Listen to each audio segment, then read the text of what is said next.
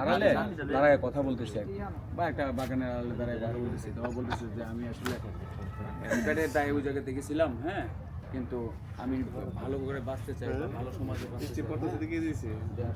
বৃষ্টি নাই দেখছেন যে ক্যামেরা ভিজে দিচ্ছে সেই জিনিসটা আপনি প্রকাশ করেন না। পিঠা হাতে পায়ে ধরে। পিঠাবো। ওই এই সময় আবার এর আগে বিভিন্ন ঘটনাতে স্বামী একটু মাইন্ড করছে যে ব্যাপার কি ওর সাথে মনে কোনো একটা রিলেশনটা আছে। তো শামীম ভাই ফির কেমন হাতে ঘুরে গেলে এই ঘটনা কি? যে এই আড়াল থেকে সে শুনতেছে ওই এদের থেকে তখন সে তার স্ত্রীর প্রতি যে খারাপ চিন্তাটা ছিল এটা সে দূর করে ফেলেছে। তখন সামনে এসে ওরে দেখে দৌড় মারছে, সামনে বলতেছে মানে এর কথা তো শুনছে যে ওর অনুভূতিটা কি, যে ও আসলে সংসার করতে চায়, ভালো হতে চায়।